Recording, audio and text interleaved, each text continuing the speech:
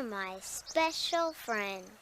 What's up, guys? Welcome back to another episode of the Special Friends Podcast. It's your boy Wuzi, and I'm here with a very, very special guest, my boy Devin here. Do you prefer the name Devin, or do you prefer going by Honey? Really, however you feel. I've gone by Honey basically my entire life. I respond, I think, more to that. Yeah. Devin, so, Yeah. I just wondered, because I know everybody that I know calls you Honey, but I'm like, but his name is Devin. I mean, obviously your last name is Honey too, but it always felt like football, like I'm a coach. That's where I got it from. Like everybody in the football team, and the coaches even said, "I'm not calling you Honey." Like 2 weeks later, they're calling me Honey. Yeah, it's I'm not calling nobody Honey. Right. But before we get into it, I just want to tell you guys, thank you. Sorry for the delay. As you see, we've had a setup change, so had to move some things around, but it's looking pretty nice. New little setup, a little professional. Got some different, same angles, but I don't know. We got a desk, we got a table now. Yeah. We got some new mics, it's feeling good. But one thing that I always do when I bring somebody on the Special Friends, it's been like a long tradition at this point, is when I bring a new person on, I always want to ask them this question, because the Special Friends is kind of built off me literally just bringing my friends on to the mics and having conversation. Even how I first got into podcasting was that way with my cousin. So I always like to ask people, specifically on this platform, what makes someone a friend to you? Because I think that's a very interesting question, especially today's day and age. Yeah. That's a really good question. Someone that is a friend is someone that will be there for you no matter the situation, no matter what time you call, because you can call anybody and they're not going to pick up. They won't be there for you. They might just chat on the phone with you. But like if you're in serious need of something, like whatever it could be, it's like, hey, I just need a ride somewhere. Like a friend's going to pick that phone up or text you or respond to you and go out of their way, even if it's inconvenient, to help you out. Yeah. Okay. That makes sense. And are you one of those people that like once someone's a friend, like they're always a friend, or is it like a title that can be revoked? It's definitely a title that can be revoked, but I feel like for me in my life, it's very hard to revoke a title like that. I'm very loyal as a person to friends. I think it's when people, I'm very quick to forgive too. So like it's difficult, but I have, in a sense, unfriended people in real time. So like, yeah, I think that you can, for me at least, be unfriended. And would you consider yourself like, cause we always talk about this theme a lot on this podcast, but one of the things I'm always interested in is like, when it comes to maintaining a friendship, like, I've seen some people say like, oh, if my friend, like we don't talk for a year, like, are we really friends? But if some people was like, I could not talk to this person for like 2 years and I see him again, it's like, oh yeah, that's my boy. Yeah. Like, how do you feel about the maintenance when it comes to friendship? Like, what kind of friend are you in that way? That's an area that I really struggle in. And just as time gets away from me, it's like, it becomes even more of a struggle. Like I'm married, I have a son now. So like most of my time is spent on my family, and I think about it a lot. I'm like, I should reach out to this person. And I do reach out to them. Sometimes they don't get back. I understand, that's life. But yeah, maintenance in relationship is very important. I do have relationships that I haven't talked to people in like a year, and then when I see them, we chop it up, and we're like, it's been like a day. Like, yeah, exactly.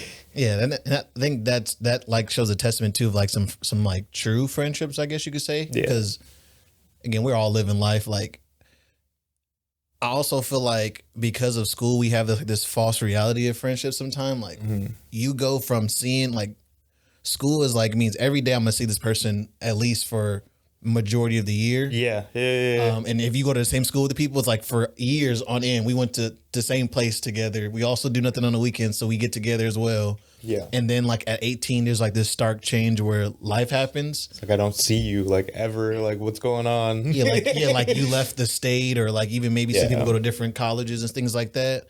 And people get in their feelings, right? Like, oh, we used to talk all the time. Now we don't talk. But it's like, well, you have a job working night shifts. I have a job working retail shift, like, you know, the middle of the day. And we both got our own lives, girlfriends, wife. You know, now you have a son. Yeah, it's just an interesting conversation when I think about friendship. And I always like to talk about it when we get the chance because I think it helps me also think about it, like when it comes to gauging my friends, because I would be one of those people, I would consider myself to have a lot of friends. Mm-hmm. I wouldn't say I have a lot of close friends, but I have a lot of friends. And with that, it is challenging to be like, put my hands on everybody. Like, let me make sure this person's good. Let me talk to this person a while. Let me call them, blah, blah, blah. Yeah. And you know, you lose some friends in the way that's like, nah, you're not my friend. Yeah. You didn't call me in 2 weeks, man. You ain't a real friend. It's like, dang. But it's funny too, like I want to kind of like more intro you in the sense like how we end up meeting. I mean, I believe the first time we like truly met was obviously when you had just came back from Oregon. Yeah. Yeah. So you used to live in Oregon. You went to school out there, right? Yeah. Bushnell University. Where? Bushnell University. How was that experience when you like went to like going from you're from Sac, right? Yeah. How was it going from Sac to then going to another state like Portland or another city, Portland, Oregon? Eugene, Oregon. So, Eugene. I apologize. Oh, no, you're good. Yeah. It's like a mini Portland anyway. So. Portland's cousin. Yeah. Dude, it was an extreme shift. Because me and Clea both moved up there together in separate apartments. We actually moved with another friend that I've known since like freshman year in high school. And it was hard. Like coming from California, Sacramento, where it's like sunshine most of the year. And like it's an okay winter. Like it rains, you know, it's gloomy. But going up there, it's 95% of the year, basically. It's gloomy and raining. And it's like you quickly get kind of depressed. And a lot of the people there are from a different cloth, I would say. They definitely... What does that mean? Socially, people are a little bit different. I'll say that. Yeah, socially. The slogan for Portland is keep Portland weird. Yeah. And when I say Eugene is like the little Portland, it's the little Portland. It's just smaller in the sense of people, but it's still like keep Eugene weird. Yeah. So like people are definitely strange and they're kind of antisocial. I think it might be because of the weather. Yeah. Not sure, but yeah, it's a different atmosphere altogether there. Yeah. Yeah. And how long were you there? 5 years. 5 years. Wow. That's crazy. Yeah. Yeah. It was and that was just for school? Yeah, we both moved up there just for school. Yeah. What was the reason why you chose that school? Like, what was there? So, University of Oregon is like right across the street. It was my dream school to go to. If I didn't go there, I don't know where I would have gone, right? Kind of idea in high school. But I ended up going to the community college because I didn't get in there. I went to the community college and I ended up finding Bushnell University through Kalia. She was telling me about it and she was going to transfer over there. And it was like half the price. They were accepting a lot more of my units that I had taken. It was a Christian university, so they were more accommodating than University of Oregon was. Okay. And I think that I enjoyed my experience there more than I would have actually at University of Oregon. Okay. Yeah. That's pretty cool. Is University of Oregon also Christian based or is it? Nah. No? It's just a regular? Yeah. Regular? The party school, man. Yeah. Because I never went to college. Okay. So like college is always very interesting to me as well. So I'm going to ask a lot of questions. Specifically with you going to like a Christian college, and before you say you had units, so you went to a regular community college here? Yeah, I went to 3 different community colleges. I was not the best student. But. Yeah. Is there any misconceptions you feel like are associated to like Christian colleges? Because I have friends who went to, there's a school in Fresno called San Joaquin Memorial. Okay, yeah. And it's a Christian based school, and I remember like people were like, oh yeah, like there it's like a whole different, it's not like high school, it's different because it's faith based, but it's like when I talk to people, it's not that much different. You just got like more courses based on biblical stuff. Yeah. And I was wondering is that true for the school that you went to, or what did that look like? Yeah, so I think my experience with it is the professors want you to succeed a little bit more than I think at the community colleges. That might just be university level in general, but that's what I experienced there. They do make you take survey of the Old Testament and the New Testament, so 2 separate classes, but that's because they want people to have biblical literacy and actually know what they're reading and why they're reading it. It's different. They have a different emphasis on holiness while you're on campus. You can get kicked out for quite a few different things. Yeah. In the dorms, like, you can't have like any type of tobacco, alcohol. I don't know if that's the same at university. I assume it's not. But from my experience, because Scalia also went to Hope International, which is another Christian university before she transferred. But they had the same rules. Oh, wow. So I wonder if that's like, maybe it seems like that's a universal rule. Got it. Which is really cool. It's like they want you to focus on your education and not about like all the other partying side of it. Exactly. Because this is where you start life at. This is where you're gonna get educated. They don't want you coming to class hungover and then leaving not knowing what you were supposed to learn, not understanding anything. But yeah. Wow. And then you went out there with Clea, and then you guys got married out there. Yeah. 2021, we got married in COVID. It was very interesting. We had an outdoor wedding in Hubbard, Oregon, in the Redwoods. Oh, wow. Yeah. How was that? It was nice. It was really, it was really nice. It was a lot of work. You know, we DIY'd like everything. Oh, wow. So, yeah. We did our wedding fairly cheap. It was like $17K. Oh, that's not bad. Yeah. It was compared to what we were going to do for in California, they wanted like $20K just for a venue. Oh, wow. Like, that's way over our budgets. Yeah. We DIY'd everything. All of our friends and family flew up, and yeah, we had a great time. Oh, nice. Yeah. So you lived here, went to Oregon, stayed there for 5 years. Yeah. And now you're back. That's where we ended up connecting, because we got connected with the same church plant. Yeah. Hope Community.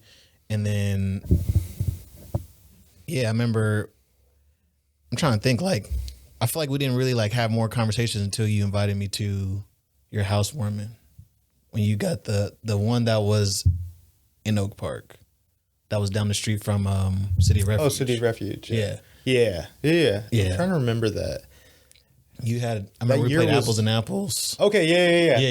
Okay, yeah. I think you guys had just finished the Green Wall. Okay, yeah.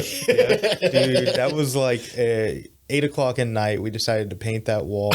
I didn't decide. The girls decided to paint the wall. Yeah. And we all painted it. And hey, that was fun though. Yeah, it was.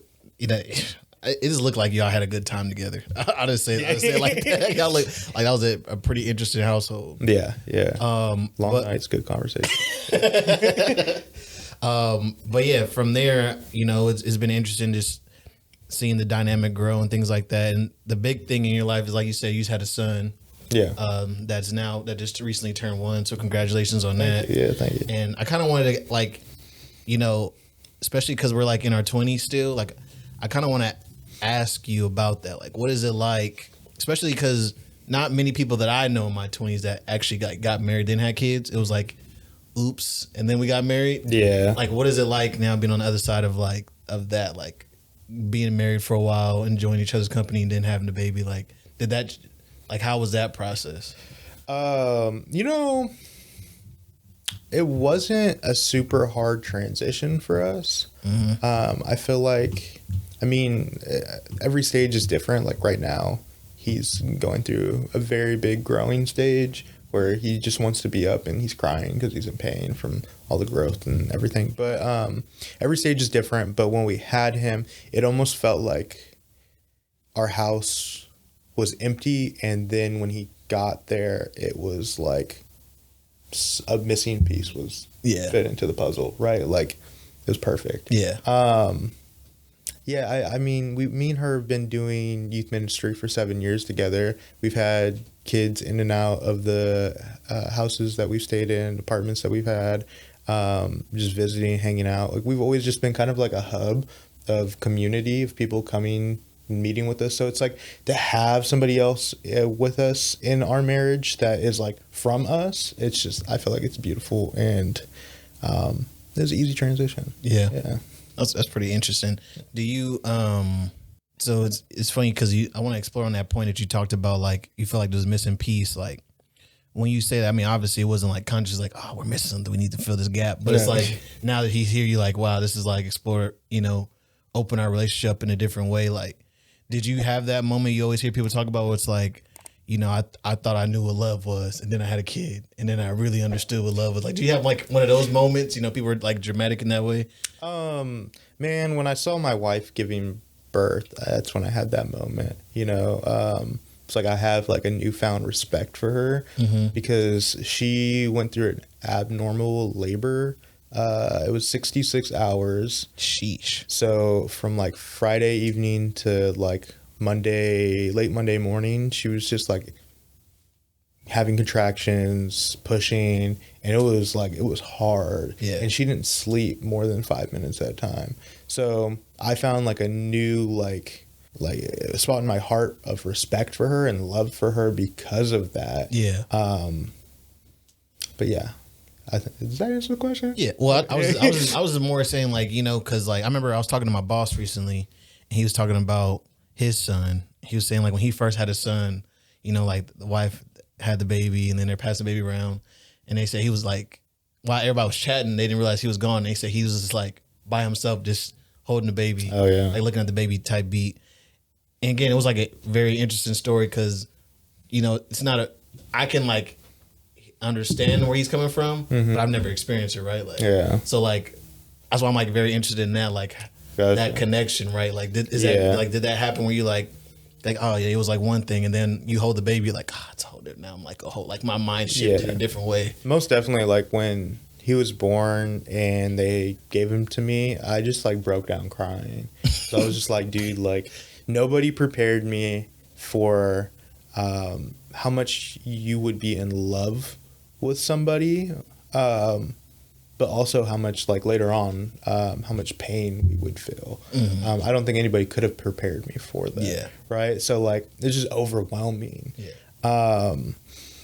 Yeah, that little dude, man, I love him so much. Like, from the moment I saw him on, like, there's a picture of me and him, and I had him on the bed, and I was just looking at him. I couldn't stop looking at him for like the entire first day. Yeah, I was like, this is crazy. Like, you're real. Like, you're right in front of me. Like, you're no longer like on pictures of like sonograms or whatever. Yeah.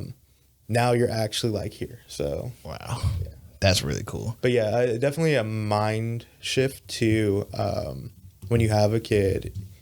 You kind of have to change your entire life and how you do things. Like you can no longer stay up past 12 o'clock, really. You can't. For me, one of them was like playing video games whenever I wanted to, because I'm really big into video gaming. I can't do that anymore. Like there's only very small periods of time that I can do it.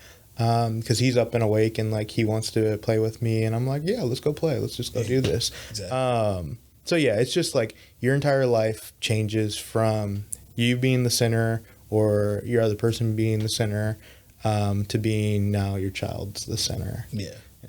Interesting.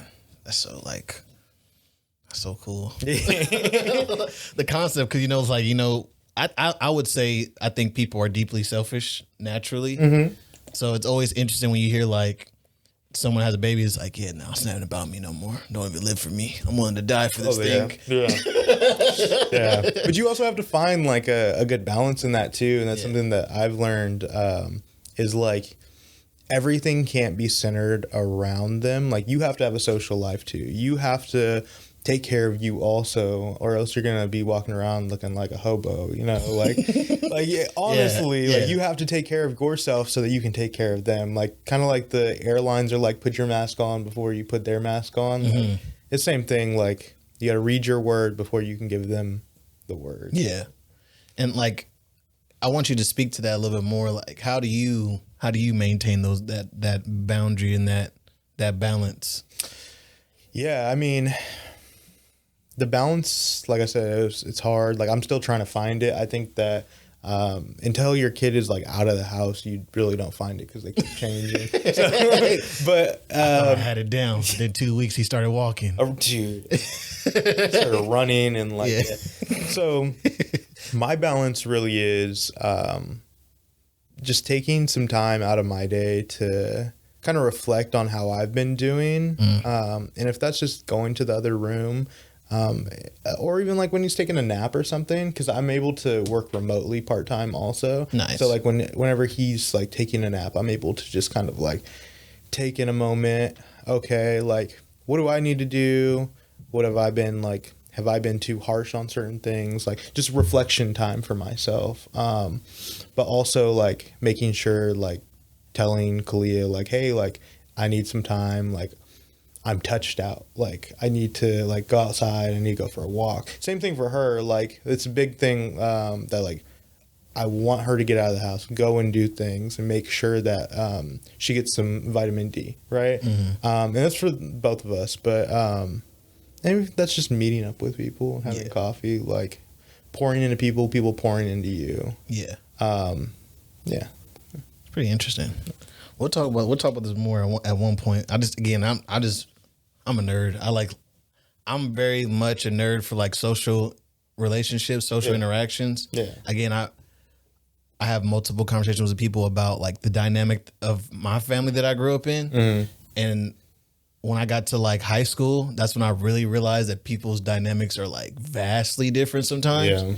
So ever since then I've been like really fascinated in like, you know, where are the through lines and where are the things where people have to like, you know, adapt to their own situations. So like my family was very much like my cousins were my best friends. And then I know other people was like, I don't even know my cousins. You know, like so it's like that, like one of those like types of things. And that's why I just want to give that preface of why I'm like, I want to know more. Yeah. I totally understand. But this week there was a couple of topics that I kind of wanted to get into, and it's kind of funny. We can get into this one because I kind of felt like it kind of connects. Sorry, it's not working. Oh, you're good. Sorry, Yeah. It's not working. I saw you my little scrolling thing. and then like It's not working no more. It disconnected. But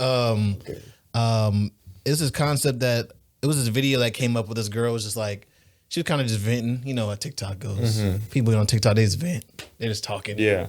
And she's on there, you know, especially because it's supposed to. But today was today the 5th. Today's supposed to be a day it's supposed to get banned again or something like that. Oh, really? Supposedly, you know how it goes. I was like, hold on, let me go get my fix in. Like, but yeah, she was on there sharing like that the difference between her, like the thing that she gets frustrated with her partner, her boyfriend, is that when she like shares something with him, he doesn't inquire. He's like, oh, that's nice. Oh, that's great. And she's like, but her friends are like, you know, if she shares something with them, they like get into the weeds with it. And I don't know. I wanted to like ask you about it, like, you know, because did you see the video? I saw, yeah. So I watched that one. Yeah. I do agree to a sense, like that men, like I think it is like a male and female thing.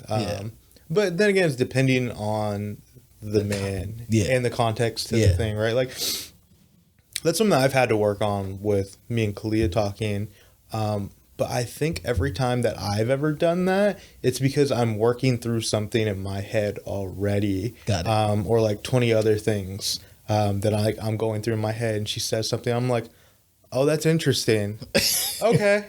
And I'm like, okay, back at it, you know? Thought. Well, and that's what I ask you, like, what do you feel like the reason for that is? Like, in those, like, I know you said, like, you're working through something. Do you feel like that's always the case, or like, that I'm always working through something in my head? I'm always constantly growing, dude. But more like when, because I feel like I've been, I can attest to what you're saying. Like, I've been in certain scenarios where sometimes I'll inquire more, and other times where I'm like, nice. That's what's up. I think they're like, men don't always know what to ask post somebody saying things. Like for that, like she was talking about steak and chicken, right? Yeah. So it's like, when she said that to like in the video, I was like, oh, nice. Yeah. I don't know how to respond to that. Yeah, like I just honestly don't know how to respond to it sometimes, and like, okay, how do you want me to go about this? Well, especially like when her friend was like, "What you always like chicken? Why are you eating steak now?" Let's it's like dive into this. Like I'm like for me, I'm like maybe I don't think that deep. It's like, okay, like this week you like chicken more than you like steak. Yeah. All right. And that's what I'm trying to think too. Like, is there certain like conversations where it's like easier to like ask more about? Like, if someone was like, "Oh, I had a rough day," it's like I want to be like, "Oh, that sucks." I'd be like, "Oh, what happened? What happened in that?" Yeah. I feel like those were like natural exploratory conversations. But if it's something like, "Oh, I got a new pair of shoes today," I'm like, "Oh, that's nice. That's what's up." Like maybe there's a part of me that might want to ask what kind of shoes did you got? What kind of shoes? Yeah. Like, but it's like also like I don't know. It's like I don't know. Like I think the chicken and the steak thing is like a really hard subject to like. It's a great example, I guess, because like I don't know, because everything that you talk about with somebody, it should have some kind of like common ground, right? Like, hey, like this is like I want chicken now instead of steak. Okay, like we can buy you some chicken then. Like rather than like her sister or her friend, it was like, okay, it sounds like they have conversations like this quite often. Yeah. Like last week she liked pasta, but this week she just likes rice. Like, are you okay? Do you have a eating disorder? Like, what's like? That's what I'm saying. Like, it's like, but that's what my thing too is like. Even the way that she explained her sister or friend with acid is like almost existential. Like, why does it seem like you're having a moment? Yeah. Like, I don't want to. I'm not assuming that you're having a moment. I'm like, oh, nice. You just want chicken. Yeah. Like I know you never liked onions, but today you put onions on your taco. That's what's up. Wow, gross. I'm not like, whoa, onions. Whoa. It makes me feel bad because I'm like, do I not have the emotional intelligence to like deal with this with you? But this also might be a cheat code for us. It might let us know how to approach it. You know what I'm saying? Okay. The girls always talking about the yappers. They that's what they call it now on TikTok. The yappers. That's Kalia. Maybe we got to learn some yapping. Yeah. Hey. Some yapping techniques. Right. Ask more questions, I guess. Yeah. Do we understand too much right off the bat? Like, no. And I guess another question too is like, do you feel like this like guys do this to each other? Like, are they just like, hey, bro, got a new car. Nice. That's what's up. And then they respond like, dude, like, cause that's my thing too. Like, I don't know. I'm trying to think about the male conversations that I have. Am I surface level? I think like a portion of it too might be like the unheard. Like you feel unheard. Mm-hmm. So I felt this way at points where like I'll bring something up to somebody because like they have like some great knowledge in this area. And I'm like, oh, what do you think about this? Oh, it's whatever. But I like wanted to have a conversation about this. Like, I think it's similar to that. So I can understand that. I can understand that. Like, and I think that guys, we probably do it to each other, but we just don't express it verbally. That's a good point. Or even like in any way. We're just like, okay, like I'll go cry in the car. But maybe I never thought about it. I also think about it too. Like when I think about like my male friends, how we have conversation, it's literally like I can never find the point of origin of conversation. Yeah. Like we'll just like, I'll see one of my friends, I'll get around them and it's just like 30 seconds later, we're talking about something. That was literally us on Saturday, this last Saturday. We were talking about something that like completely derailed like 20 minutes later into a different conversation. And then I was like, how did we even start? Yeah. And it's funny too. There was a study done talking about like guys and like how they talk about emotions. Mm-hmm. And they were basically saying like, if you sit down in a therapy session with a guy and you're like, hey, how are you feeling? They're like, I'm good.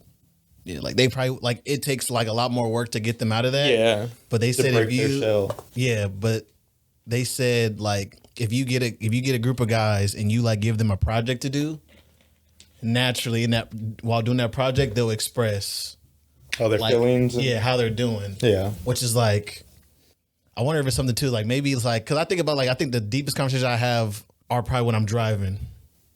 Like if we're driving somewhere, it's like, yeah, now I'm having conversations that I probably wouldn't have if we just sat at the table and was like, what's up? That's interesting. Like for me, driving is very difficult to have conversations, specifically because, well, especially on like a long drive. Kalia does this to me. She'll like start talking to me about like something really deep, and like I'm in traffic, like trying not to get hit by somebody, and I'm just like, what? Like, what are you talking? Like, Yeah. But like, yeah, when you're like doing something, I think physically, like if you're building a doghouse or something, like I think really good conversations come out of that. And even like when we initially planted the Hope community, like all the guys that were together putting stuff up, like we had really great conversations. There was a lot of breakthrough happening in that time. A lot of like sore kind of topics that you don't want to touch got touched. And I think it's like you're preoccupied by something, but you're also talking about, like, you're kind of letting down your shield in a way because you're not focused on that fully. And I think that maybe men need that. Yeah, it feels like with your mind being occupied, like your subconscious is able to speak. Yeah. If that makes sense. That makes sense, yeah. Yeah, like, because if I'm like we're consciously therapists now. Yeah, right. Oh, we're getting like we had whatchamacallit on Anthony and Saray, and she was just all, oh, I'm really getting into it. I feel like, ooh, I'm getting into my bag. But yeah, I just thought it was an interesting conversation because I really never think about how I might be communicating. I also learned, like, with this conversation, I just learned about, because communication is key. Yeah. It also is important, like the time in which you get asked stuff. Because listen, I have a pet peeve. I'm sharing my pet peeve today. I hate when I just get off work, like it's 5. Oh yeah. And someone calls you like 5:05. I don't pick up the phone. Yeah. And then they start asking questions like that. Like, it's like I didn't even. I don't let my boss see this. No. I'm still I'm still in my work clothes. Yeah. Like I haven't even transitioned out of the work clothes yet, and like you're trying to engage in conversation, and I'm like I'm not going into depth into anything. Like, oh, that's nice to hear. Wow, dude. I kind of like piggyback onto that. I do IT help desk during the week. You know this. I've had countless amount of times. I work downtown, so like I have to walk to the parking garage to get to my car and everything. I've walked to my car, and as I'm walking to my car, I get a call, and it's like somebody that's pretty high up that I have to like actually pick the phone up for. And I've already stayed like 10 minutes past like the shutoff time, and they're like, I need you to do this, this, and this with a printer for me. And it needs to be done today. And I'm like looking at the time, like, dude, it's like 5:30. Like, like I can do it tomorrow. No, I need it done today. It's like, oh my gosh. So I just started leaving the cell phone upstairs. Like, hey, you gotta separate work life and your home life, because that is extremely unhealthy. Yeah, that's the boundaries, man. It is definitely a pet peeve for me as well. Because somebody calls you at 12 a.m. and it's about work. It's like, no. Yeah. It's like, what are you doing? What are you doing? I'm sleeping. Yeah. I'm trying to decompress from what you had me go through earlier. Yeah. It's on that too, because you said like 12 a.m. Oh yeah. First of all, anybody calling before noon is crazy sometimes. Like if you're not at work, me and my sister talk about this all the time. Like calling like conversation, because I have my sister name is Marche. And she always makes a joke that like any conversation before 9 is crazy to her. Before 9 a.m.? Yeah. Oh, like socially at work? Like, no, not at work, but like socially at home. Like if she's at home, she's like, like why? Like she'll stay in her room until like 9 and then she'll exit. And that's like us like, oh yeah, she's ready to socialize. She's like, what are we talking about really before 9 o'clock in the morning? Listen. And when she says that, it's like, it cracks me up. But, with that, there was everybody's seen it. If you've been on TikTok, Twitter, whatever you own, the peak morning routine. You know, Ashton Hall made like this funny video showing his crazy routine.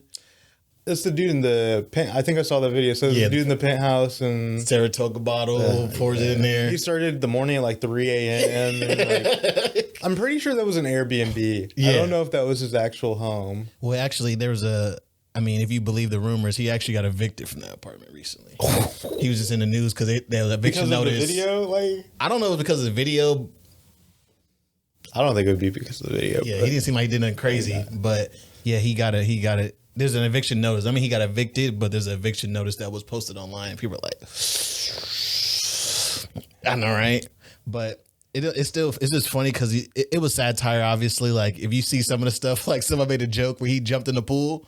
Oh yeah, and in mid jump, it like skips 2 minutes. He's like, dang, my boy was in the air for 2 minutes. I saw that in the time change. But it was just funny overall, and it made me.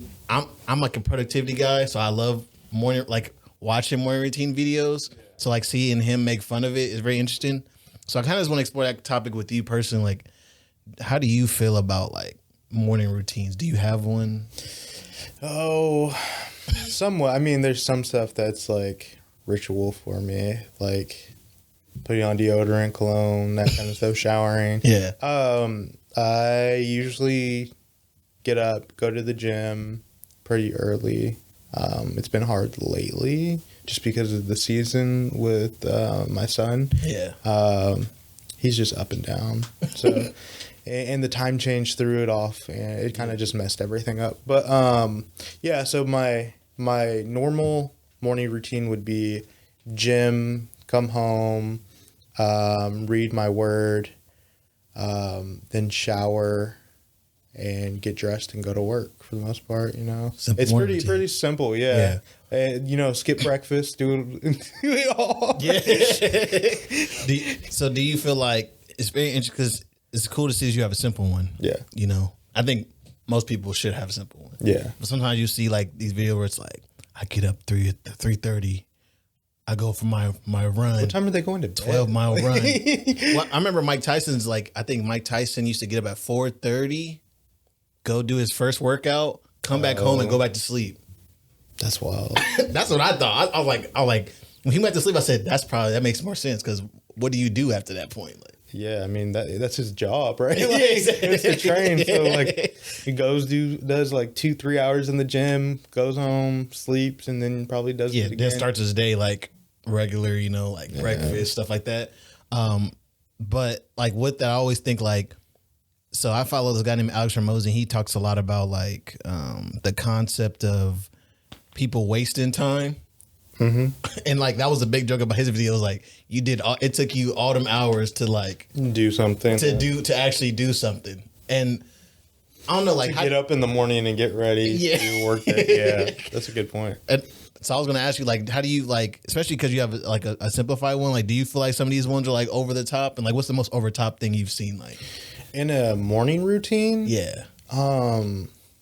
Didn't he like ice his face in the morning? Oh, too? the ice bath. Yeah. Well, like, pouring all this stuff in there. I don't know, man. Like, I've seen some pretty crazy stuff, like people getting up. I mean, I like, ideally, I would want to get up at like 5 a.m. and from there do my morning routine to get to work by 8 o'clock. So it's like 3 hours until work starts. So I feel like at times like that can be kind of a stretch. So like these people getting up at 3 a.m. to get stuff that you can fit like all that extra stuff into like 30 minutes or an hour to do it for like 5 hours. Yeah. Like, dude, that's like your entire day. Yeah. What time are you going to sleep? Like, you have a life outside of your morning routine and work because like, what do you? Because if you're waking up at 3, you have to go to bed with like 7. Yeah. Because the wake up at 5, like it's like you go to hours. sleep like 9 or 10. Yeah. So 9 or 10 would get your full 8 hours. Quick maths. Yeah, I'm trying to do it in my head too. Like, yeah. So it's like, are you going to come home? You probably come home at like 5 o'clock. So you're up for 2 hours, unless you meal prep during the weekend. Yeah. But they seem like they're cooking every morning. So Exactly. I don't know. Like Cooking a full it just meal. seems anything over, I think like 3 to 4 hours in a morning routine, you're adding on to your job. Yeah. Like, Well, it that's becomes how work. I feel. That's how I feel. Yeah. Well, it sounds like work because, man, I couldn't imagine. Like, do you have a social life? He's like, what do you like? Yeah, that's Maybe a the good gym point. is their social life. I don't know. But not that early in the morning. Yeah. I mean, there's probably if there's any other people in the gym at that time, they're probably your type of people. Maybe. Yeah. But also, do I want to be friends with the guy who goes to the gym at 4:30 in the morning? I don't know. I don't know yet at this point in my life. At 3 a.m., you're in the gym. You're just there with the employees. Bro, they're like, you're probably an employee at the gym too. you're probably annoying the employees. Yeah. They're like, Because they got to come up just behind clean you. that. It's the same people who do not clean the machines after they used it.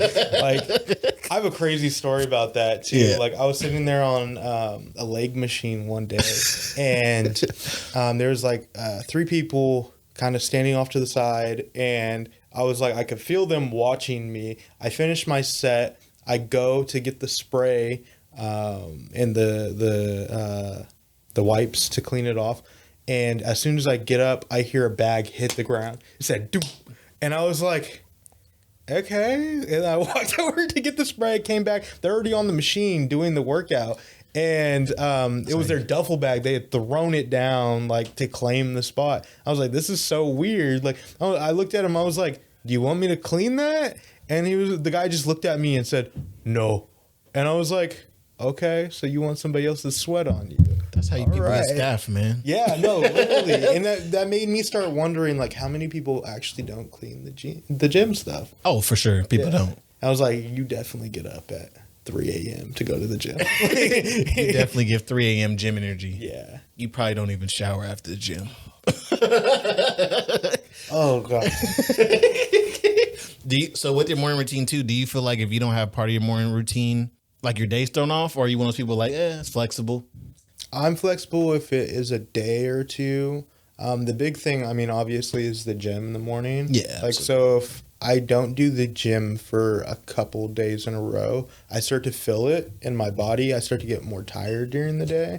Because it's like that extra jolt, and it's like you're maintaining your body. Yeah. So, it starts to kind of irk at me after a while. Yeah. That's very interesting. Yeah, I feel the same way, especially like my thing is one of the things that I do, because I'm not a 3 a.m. person, but I'm going to be honest. 4:30, 5 o'clock, I'm usually up, even if I like don't try, like my body will naturally be like, and when I'm up on those days. Oh, your body is just like, you're already, what time do you go to bed then? I go to bed about 9, 10. Okay, that's normal. Yeah. Like on the worst days, I'll probably go to bed like 11, midnight. But even then, I'm still waking up around that 5 o'clock mark. Yeah. Is it good? I don't know. But I just like, I'll wake up and I'm not the type of person to go back to sleep, because if I do, I'll get groggy.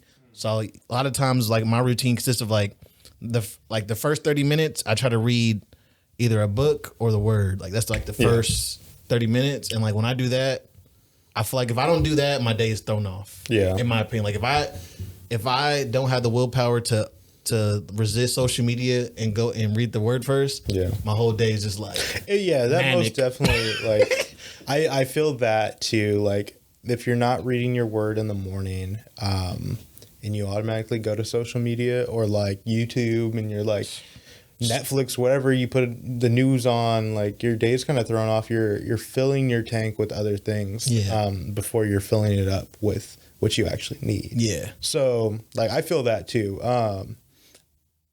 I try to supplement it throughout the day. It doesn't ever work quite. But when I do miss that part, I do try to supplement throughout the day. Yeah. In like doing some devotional times or whatnot when I can. But there's a clear difference. And there's scientifically, I don't know if it's scientifically, but it's been proven that if you read your Bible 4 times a week, that your life will change like by 200%. Oh, like wow. how you act, how you treat people, how you view people. Your world is like completely different. That's so interesting. Yeah. And I gotta learn more about that, because it makes sense though, because especially if you're like starting the day with something like that, because even like starting the day with, because you know you can insert with anything. I choose the Bible, but people meditation, reading a self-help book, praying, whatever you want. If you put that, like you start the day with that, it really just sets the day different, because like if I read, like I think this morning I read, I can't remember if it was this morning or yesterday. I believe I read James, but it was like the concept I was reading was like kind of like, why are you worried about things you can't control? Mm-hmm. You know, and like with that thought starting my day, Yeah. when something negative happens, it's like, why am I worried about it? Like you can't. But versus if I start my day with whatever TikTok decides to feed me at the beginning of the morning, I always feel like I'm manic. Yeah. And I don't know what Yeah. I don't know what the first post that I see, but I always feel like That sets the day off, man. yeah. It's like, man, nuclear rocket was set off today. Yeah. Of course it was. Like, It's like, oh this dang. world is so dark and dingy, you know? Yeah, exactly. Did you see some of the funny ones? The people making fun of them Of what? of the morning routine. I saw in the comments of the actual video, and they were talking about the time.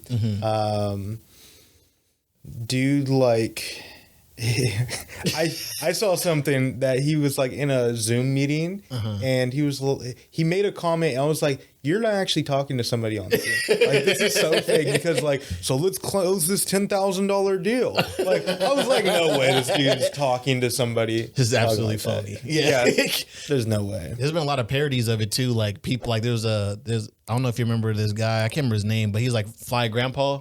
He basically like this older guy, like grandpa age, and he like dresses like streetwear. So he did like his morning routine, and it was so funny because he just like gets up, I'm gonna have to look at that. brushes his teeth, does everything, and then he gets on the couch and he just scrolls Oh my god. for like the next 4 hours. I was like, yep. This is realistic. This is realistic. I'm There's starting no to- way that man is not scrolling for at least 20 minutes in the morning. Exactly. Like, and I think that's another thing too. I'm starting to learn too. Like when it comes to the morning, and we can go to the next topic, get some the current events that's happening. But I'm learning like if I put my phone away, like if I keep my phone away from me as long as possible in the morning, I get so much done. Oh yeah. Like Oh yeah. breakfast has never been like a thing that I do in the morning, but like I was doing this thing where I put my phone in the bathroom. Kind of hate it because I also use it as an alarm sometimes. But I have an old school alarm clock, so I'm like, it works as long as I plug it up. I think a lot of people start buying those because kind of side subject, but Apple like messed up the alarm clock at one point on one of the updates. Oh, wow. Yeah, so it wasn't going off. Like the alarms weren't going off. People were showing up late to work, so people went out and like in a surge and started buying alarm clocks. Yeah. But yeah. Well, my problem with the alarm, with the iPhone alarm clock that I've run into, I just don't feel like it's loud enough sometimes. I'll be honest. Dude, I don't know what it is. Like at the worst times, it'll go off, and so you don't even set the time for that. Like for my phone, at least, I don't know. Maybe I got hacked, but like it'll go off, and it's super loud at like the most inconvenient time. But like when you need it to be, it's just a little crybaby old ringtone. Like it's like I'm tired too. yeah, like and like so that was like my big thing. Why I went and got another one. Like I need something that's consistently like disturbing the peace. Yeah, But- right. yeah. My neighbors hear that thing. Like Yeah, exactly. So they I went know and got, I'm going to work. yeah, exactly. You getting up too. So I put it in the bathroom, and I just realized like, man, I really do waste so much time with that phone in my hand. Like, Oh yeah. like usually if I wake up about 4:35, I'm usually out the door by like 7:20, 7:30. If I don't have my phone, I'm like out the door by like 7. Easy. Yeah. Easy. And I'm like already 8 too. Like I'm done. It's like you're trying to pick music to play also. Yeah. I'm like, oh, I don't want this on my playlist right now. Like scrolling, like TikTok in the background, something, you know. Yeah. Just looking at text messages like, oh, this person replied to me late. I was already asleep. I'll Right. get back to them. Should I reply to them now or should I? Oh, it's too early. They I'll can wait. They can wait an hour, you know. I've noticed that too, though. Like even just in life, like I love reading. Like I really love to read and to learn. So TikTok had definitely gotten in the way of my reading. So I would close my phone, put it in the other room, and just go read. But my attention span, I noticed too. I think it's TikTok. Like YouTube also fell into it. Instagram fell into it. The algorithm that they have, like, it makes you want to keep scrolling. You need to see something that's like kind of sparking that endorphin, I guess it would be in a way, to like for more. You want more. So like as I'm reading something, like I experience that too. Like I'm like, dude, like why am I like looking for like why is this not reading quick enough? Yeah. Like why is my brain not like operating the way it should? Like it's like no, because like I've been on my phone all day watching so many videos that are like 10 seconds or 30 seconds, and it gets to the point rather than something that has like more in-depth substance. And I'm gonna learn more from that than the 4 hours of watching. Yeah. So yeah, like it hurts your health also. Oh, I can see that, especially Enjoyable. Yeah. But I enjoy myself when I'm on that app. Well, and that's the thing too. When I think about time, like I feel like my concept of time is shifted. I was reading a book for 15 minutes, and it felt like 15 minutes. Like I felt like I was reading my book for a long time, right? Yeah. But if it's like, oh, I'm gonna be on social media for like 15 minutes, I'll set a timer. I feel like that's 15 minutes, like It's so fast. and I'm just like, what is the like? Why does that like happen? Like, how is time? It just feels like I'm running out of time, and I think that's why we don't realize how much time we're spending on social media is because something about it just makes you feel like time. Like you don't realize how much time is going by. Like, well, I was on this couch for an hour, dog. Like, Yeah. I gotta get up. What just you're happened? Like, you're kind of overdosing in it, right? Like you're sitting there like watching this for hours, and then it's like you're like, okay, I'm gonna time myself for another 15 minutes, and it's like, dude, like that was no time. Yeah. I just watched 100 something videos earlier. Like, That's so funny. But do a study on that. I'm pretty sure it's in the works right now. It got to be happening right now. I want to get into some of the current events because one of them I really want to get your thoughts on because I think it's very interesting, and obviously it's the Marvin Sapp. Yeah. So, what's up, y'all? It's your boy Wuzi. If you're enjoying this video so far, please do me a favor and like and subscribe to the YouTube channel. It helps us out so much and lets us know what videos you like so we can create more content like it. So if you can go down below, like the video, hit that red subscribe button, I'll really appreciate it. Now let's get back to the video. what do you know about the Marvin Sapp situation already? So from my understanding of the situation, and before coming in and talking to you a little bit, because you expressed more onto it, but from my understanding of what I saw on social media, was that he had every usher and security guard lock the doors until they received $40,000, I believe.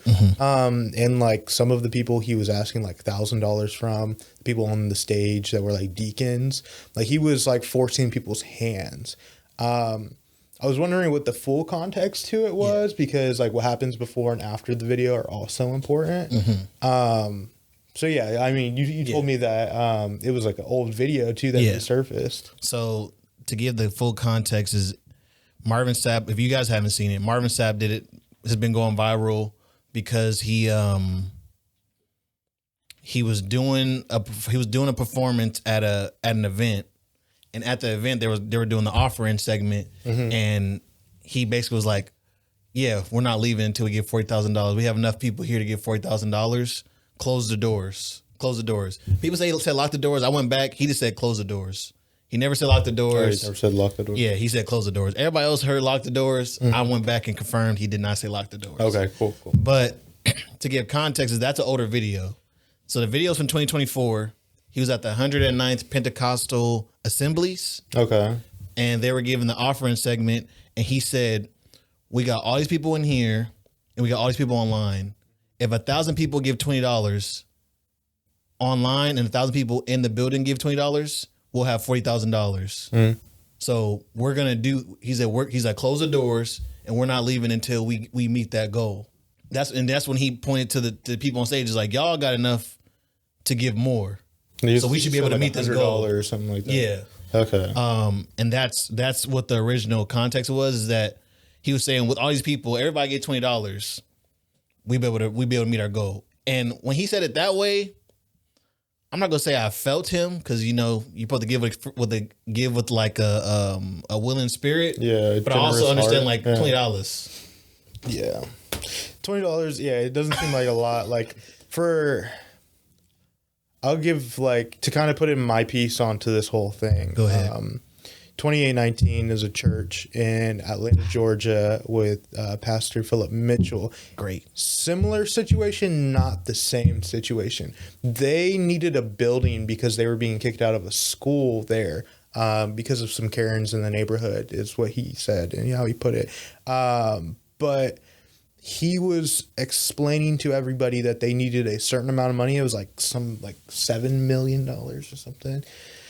Jeez. It was a lot of money for a building. I mean, they need it. They have thousands of people that show up every Sunday. I think the situation is different because they're in a dire need for this money. They don't have a building they can't meet. And he has a little bit more authority in that area to say like, hey, like my tithers, like this is the time that we need to be giving more because like our church needs a building. Without a building, how are we going to reach people on the outside? Where are they going to come after we meet them on the streets? Yeah. Right. And his thing was, it's not like we're going to shut the doors and you're going to have to give until we meet this goal. It's more so like give what you feel like God is telling you to give. There's people that gave thousands of dollars. There's a dude in Africa who, forget his name. He's pretty like viral on the internet who ended up getting like close to $500,000. Oh, wow. And he was like, I don't even know Pastor Philip, but I'm trying to figure out a way to get him this money. We raised enough out here that we're trying to send it to him. So yeah, like you were saying, it's about the generosity in your heart. Old Testament talks about tithing and giving differently than New Testament does. New Testament doesn't really talk about it as much as Old Testament, but the reason for tithing in the Old Testament, we first see it in Genesis when Abraham tithes to Melchizedek, the priest and king of the city of peace, so it would be like Jerusalem. Okay. And I think we talked about it a little bit before. But God never commanded him to do that. Later on, God does command the Hebrews to tithe, but it's to the Levites. They're all supposed to give 10% to the Levites, and that's to take care of the spiritual needs in the community and also the needs of the poor in the community. Yeah. So from my understanding of this situation is that he is just asking for 40K from the outside and from like a little bit of information that you like added on. Like, Yeah. it sounds, I don't know what they needed the 40K for, but like you should never shut the door and demand money from people. That's one of the biggest issues people have with churches is that they just want your money. Yeah. So like for Marvin Sapp, who is a very big gospel artist to for a long time, like I still listen to some of his music. For him to say, close the doors and nobody's leaving until we get this certain amount of money is kind of crazy. I agree. And I'm like, who gave you the authority to kind of do that, say that? Nobody stood up in the congregation to say, hey, because it sounded like it was the assemblies of like different bishops and pastors that were there. So like nobody stood up and said anything to him. And we can pull the video real quick. If we pull up. To add on to it while that's pulling up is that tithing and giving is a spiritual discipline rather than something that you're just commanded to do. Like, you need to do this. Like, no, it's like you were saying, generosity from the heart. Because if you're not giving generously and wholeheartedly, you have a Cain and Abel situation. So like Abel giving, I think he had the unspotted lamb and like perfect. And then Cain just gave up some fruit. And that's because he didn't really like, he wasn't in it with his heart giving. So it's like, what? Like, if you're not going to give with your whole heart, don't give it all. Yeah. Keep it. Yeah, keep it. So here's a video so you can have more context. And they understand the cost that is involved. There's 1,000 of you. I said, close them doors. Ushers, close the doors. Close the doors. Close the doors. It's 1,000 that's watching online. This is a small seed, if I get 1,000 online to give this, if I get 1,000 in the sanctuary to give this, that's $40,000 tonight. Now, everyone up here, we've all sowed and seeded, but I need everyone standing up here with us, with me, to plant a seed of $100. Because again, it costs to sit up here. And this is what I need you to do. If you're giving electronically, or even if you're giving tangibly, I'm gonna have y'all come to the altar and give it, because I need to see 1,000 people moving. Bring them baskets. I want the baskets up here. I want to see the folk. Y'all start moving. Y'all can bring it right now. Come. 1,000 people need to give $20. 1,000 people need to give $20. 1,000 people online need to give $20. This is easy, saints. Yeah. So that's the clip I saw as well. Grab some water. Go ahead. But yeah, so from what I've understood the situation, again, his follow-up video didn't help. His reason his follow-up video was like, you know, it's the reason why he said close the door, because he said, I didn't realize that he said close the doors before he asked for the offering. Interesting. Yeah. And he was saying the reason why he said close the doors is because churches are getting robbed, blah blah blah. Oh, is that why? Safety. That was his thing. It was a safety thing, it's a sacred thing. That's what he said. Okay. Is that true? Only he knows. Yeah. But he said it was a safety thing and a sacred thing. Like, close the doors. We're going to talk about offering. And that's why he said close the doors, make sure doors are closed. And then we talked about giving this large amount of money. So, I mean, safety thing or not, the verbiage that he used continuously through that video of it costs to be on the stage, that I want the offering baskets up front so I can see 1,000 people moving. That's not really like, from my perspective in being in church for the amount of years that I mean, it's shorter than a lot of people, but like. Well, you also went to an event recently. Which one? The one, Acts 2:42. Oh yeah, Acts 2:42. Yeah. Yeah. So I imagine like you had a large amount of people there. Yeah. And granted, I don't know, but I don't imagine there was a scenario there where it was like a big push, like you guys need to give. No. Yeah, no, we and that's what I was gonna say too. If it is what I think it is, you said it's the 106th 109th Pentecostal assemblies. So I'm guessing that's a lot of and I'm just speculating because Assemblies of God, also a Pentecostal denomination, which I'm pastor of, they do every year an assembly also where all the pastors get together regionally, and you pay for tickets to get in because the lights need to be turned on. There's a lot of networking that happens. There's a lot of resources that are presented to all the pastors and ministers that go. From my understanding, they don't demand things like that. This will be my first, so like I don't know. But from my experience with other pastors, that in their perspective on situations like this, they wouldn't stand for that. But where was I going with this?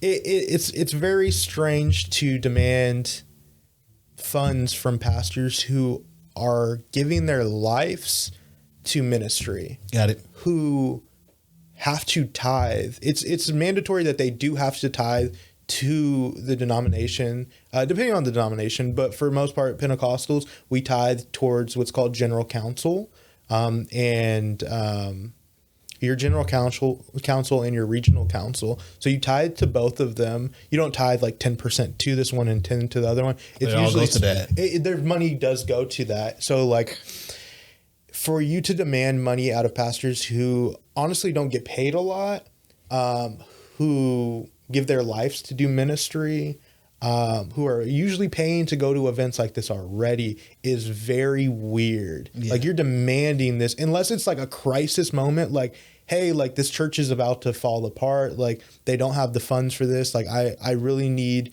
you guys as pastors to come together and get some funds together to help this church. But like, it wasn't even in that vocabulary that he used that kind of sided with that. It was more so demanding of people. Like, we should never demand or force hand of anybody to do anything towards Christ or towards God's kingdom. And that was going to be one of my questions, is like, because I don't feel like the question of like if this is wrong or not fits, because it's like who do we say, because we don't know. It's hard for me to say what his heart was at. He might have felt led in that moment to because like he was trying to say, I'm trying to plant a seed to get people to give. Yeah, it sounded like that. We're trying to plant a seed, which is like, yeah, like it sounds like it's going somewhere. Right? Yeah. But with that, like, you know, I'm trying to find the right words. It seems like this is like a hard situation, especially as someone like who has grown up on like both sides of the tracks as far as like being raised in the church, but also equally having friends who weren't. Yeah. Like you said, people's thoughts already are kind of skewed when it comes to offering. Yeah. So like this video just kind of like adds more weight on it. Yeah. And it makes people, especially like when, you know, like, again, I love Marvin Sapp, but it's like you wear Louis Vuitton sweaters, bro, my G, like.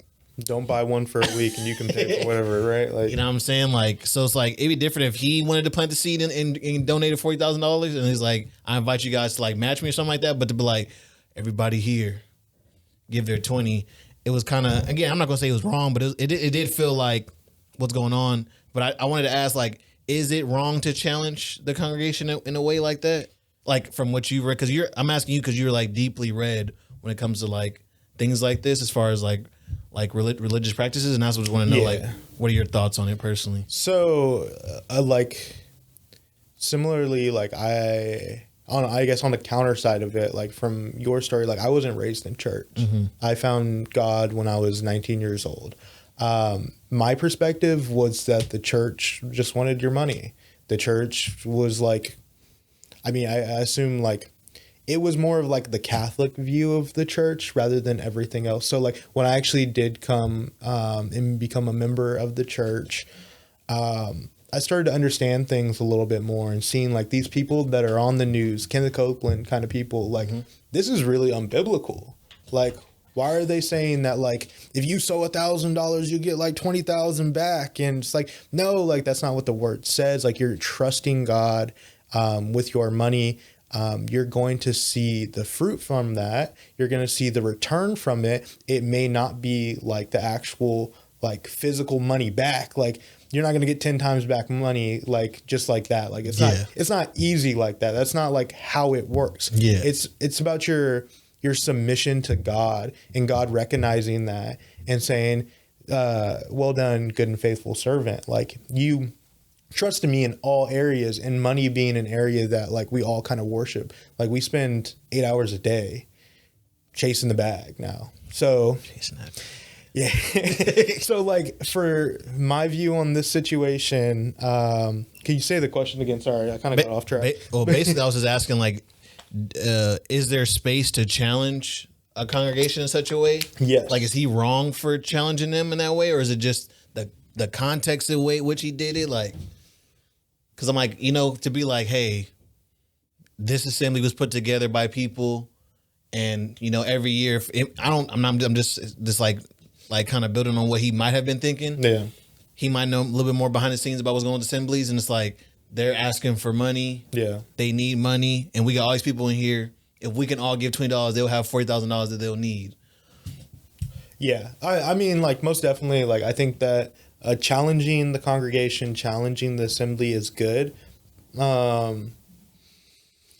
Most definitely, like in a healthy way, in a healthy manner, in a teaching way, rather than like demanding, right? Like that's just crazy. Like it was his tone. It was the tone. It was like Close the door. how you say things, when you say things, where you say things matter. Yeah. When it's also being put out to the world, like people in the room may not perceive it as being like, oh, like they may have way more context to this. Like, like I said, like in what you were saying, like this could have been going somewhere that was actually needed. Like the building could be falling apart. Like we need $40K to like fix it. You guys have the funds. You guys are holding back. He's holding them accountable. But I think in a sense, social media kind of destroys that in a way. But at the same points, it holds pastors and worship leaders accountable.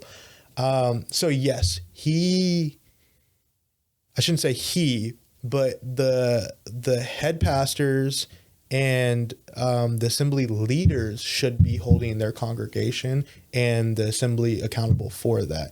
I don't think that was necessarily his place to do Absolutely. That makes sense.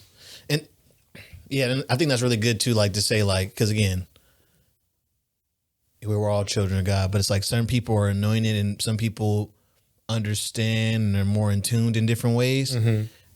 I think if it would have came from a different mouth, it probably would have came out differently. Yeah. Because like you said, tone means everything. It's like you said, you got stern. It's like, whoa. Why are you getting stern when it comes to offering? You should have been. And then I love too, like a lot of people making a joke about it. Like we're about to get into it. Close the doors. I'm just playing. Yeah. Like I like how people are playing with it as well. Like, which shows like, you know, other spiritual leaders aren't like condemning him. Yeah. This is more like, you know. It's like your intentions could be there, but your execution could be like terrible. Yeah. So like that's why like if you're a worship leader, worship pastor, like your gifting is in worship and maybe some exhortation while worshiping, and like you walk with people through things, but like that is the job of a teacher. That is the job of the head pastor, the regional assembly leader. Like that is their job. Like don't overstep in that area. I've overstepped in areas before, and like looking back, I'm just like, yeah, like I shouldn't have done that. Yeah. Like totally wrong. I'm sure he feels some type of way. Maybe he doesn't. I don't know him. Like he expressed in his follow-up video that, again, he addressed the tone. He's like, you know, I stand on what I said, but he said I think the way in which it came off was the issue. He said, but yeah, he still feels the same way. Like he's like $20. He said we spend $20 on food. Like $20. Yeah, I don't think $20 is a lot, but like but for somebody else, you might not know people's situation. Yeah, somebody else $20 doesn't seem like a lot. Yeah, that's 3 meals right there. Yeah, $20. literally, like that could be groceries of ramen for the next week or something. Yeah. You know, people are struggling, so like you have to take that into account. Like that's why I think that being open with your finances in the church and the church congregation is very important. So that like people who are tithing and like giving consistently, because that's what they feel like they should be doing, prompted by the Holy Spirit. They know where the church is. They know what the needs are. I've been to churches where they do every first Sunday, they'll do like a budget breakdown. Hey, this is how much we were all tithing this month. This was our expenses. We are actually higher on our expenses than our monthly tithe. This is why. And then like people may see that and say like, oh, well, they're like kind of pushing them to tithe more. Like, well, no, like they're expressing like these are the truths. This is the truth. Like if honestly, like if we don't get money, we could shut down in like 6 months. Whose fault is that? It's not really anybody's fault. The economy is just kind of bad. Or there may be some pastor that's spending money off the side that will be fleshed out. Yeah. There's a lot of headship that takes place and eldership that will flesh that out. Well, and not to mention, like, I think to share, because I want to kind of get into this a little bit more from this concept, is that some people don't understand that truly how a church gets money is only through tithing and giving. Like, you know, I don't know. I sent you the Christian meme not too long ago of when Jesus walks into the temple, like, you want to buy a pigeon? Oh yeah. He throws the table, but it's like, you're not, you know, like these churches can't really go and become a marketplace because that's not how it's supposed to be. Like, what are they going to do? Start selling merch and like selling like food and stuff like that. Like, I've seen some people buying that still though. Like the church is still buying the merch, right? Yeah, like, it's the same thing. Yeah. And even then, like if you feel like it being transactional is better, like you need to check your heart on that because it should not be transactional. That's a really good point. Actually, yeah. That's really, like if I'm not getting anything out of this tithe, like I'm not getting to say so in what the pastor says on stage. I'm not getting a T-shirt every week. Yeah. Like, oh, that's like, why are you expecting something out of this? Like, this is a spiritual discipline. Like, you're just you're in the same situation that Cain is in. Like, why are you not blessing me like you are able, God? Well, like your heart's not in the right place. That's why you're giving me a bad offering. Exactly. So, yeah. So it's like, and it's like I just want people to be aware of that. Like, you know, like I've seen some churches get creative where they have like, I think we got one here that has like a coffee shop at the bottom. Oh yeah. What's the name of it? It's in Project Church. Old Yeah. Testament, yeah. And like that's pretty cool. You know, obviously that's disjointed away from the church, like that completely separate. But like, you know, churches can't just like, there's like no other way for them to really make money. Yeah. Like I don't think people understand that. Like we've seen like some, like the Mormon congregation has like one of the biggest portfolios or something crazy. Like you see that. Yeah. But you know, they're not saying they're not supposed to, because I can't really talk to them. I'm not going to talk to them.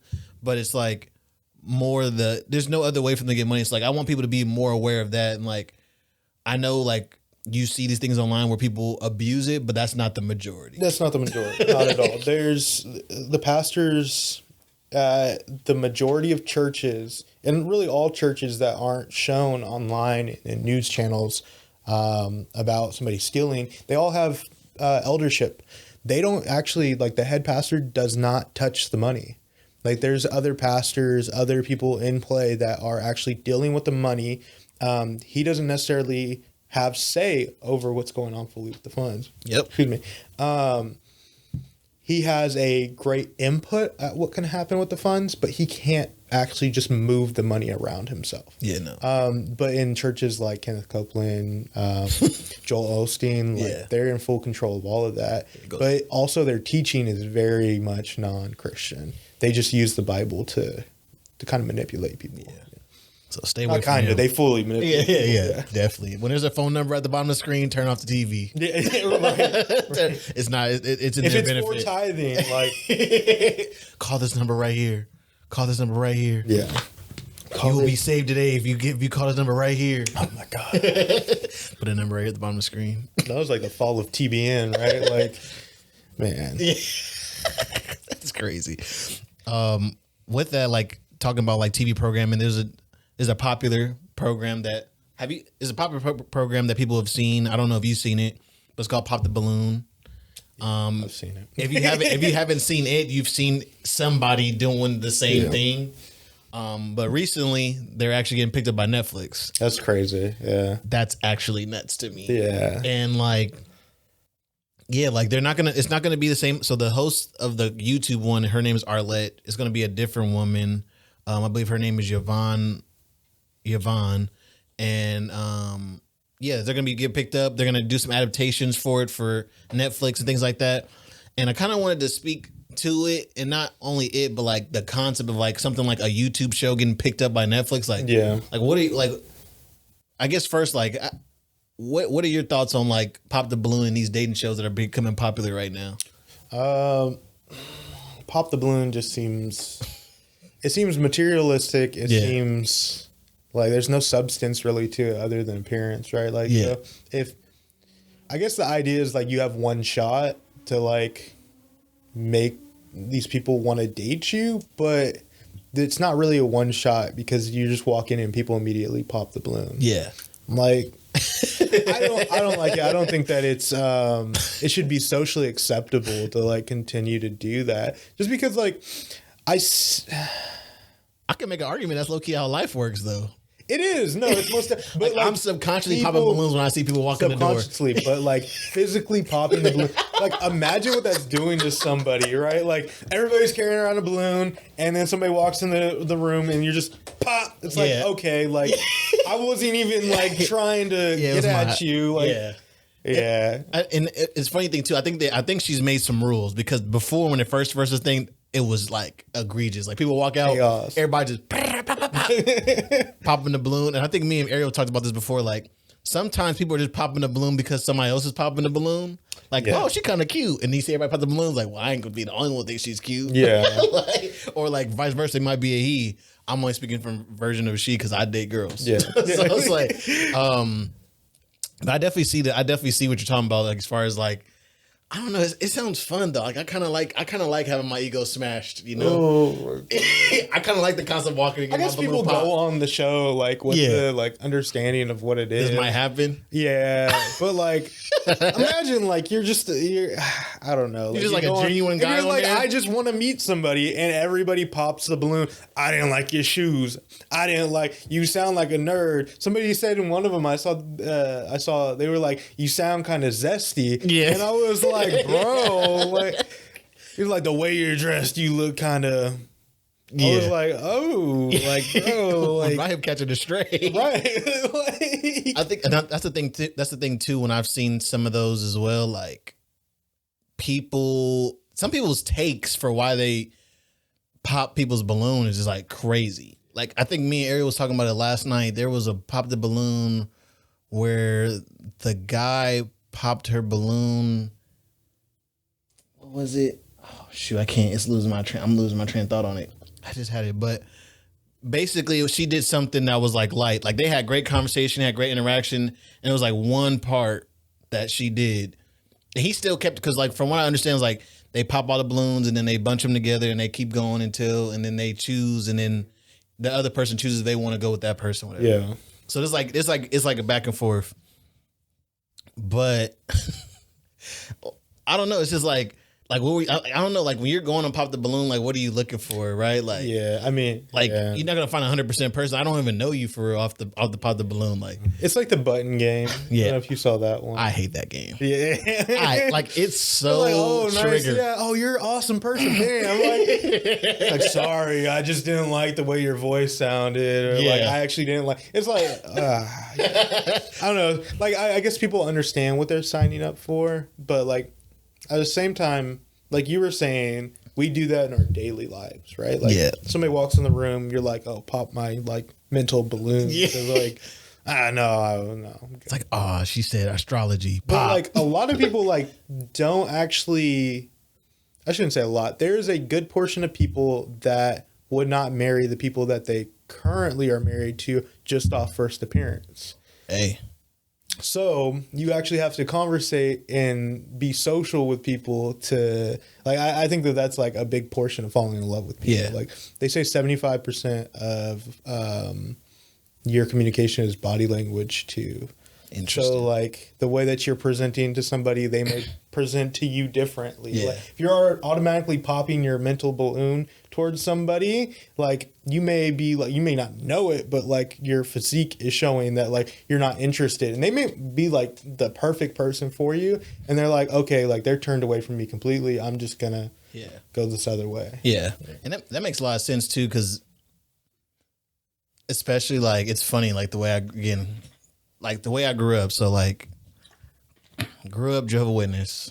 So with that, I look like a Jehovah's Witness. I'm not saying like I'm wearing a tie or nothing like that. I wasn't that type, but I'm like, you're very much can tell vanity is not a thing. Yeah. Like we want to dress nice, but it's like I don't got Jordans. Yeah. You know, I got Nikes, but I don't got Jordans. I don't got stuff like that, whatever. You know, my style is bare minimum. Yeah. So with that, and then people also know that I'm a J-Dub, whatever. So like growing up, like that perception given off is like, oh, all these things that I attribute to this, yeah, you're not for me. Never met me though. Don't even know who I am. Like you don't have nice shoes. Yeah. Or not even nice shoes. You don't have like the most pristine shoes that are out right now. Like, oh, you're wearing Airwalks. It's like, man, you look at like Bill Gates and like other like millionaires, billionaires, and like look how they dress. You would probably pop the balloon on them, and then as soon as they found out how much money they had or how successful they were, like they'd be like, oh, wait, like, how do I unpop this balloon? Like, wait, that's so funny. But so like what the, so there's Pop the Balloon. There's some other ones where like I know Drewski's had a recent dating show that was crazy. I saw clips of that. Oh my god, nuts! Did you watch the whole thing? Or? I'm up to episode 4. Oh. Episode 4, but it's just straight debauchery. Yeah, I mean I love it. Don't get me wrong, because I just love old school dating shows. It's based on Flavor of Love, but man, like We watched the whole series of Flavor in Love when we were in Oregon, dude.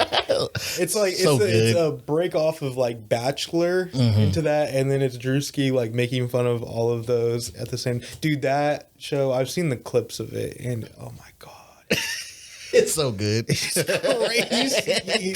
This man is wild. Yeah, absolutely. So it's like, I don't know, like, what's your idea on dating shows in general? Like, do you find entertainment in that? Do you feel like people should find entertainment in things like that? Like, what are your thoughts? Because obviously you watch Flavor of Love and Yeah, so I have my own kind of thing with like The Bachelor and The Bachelorette. My wife loves it.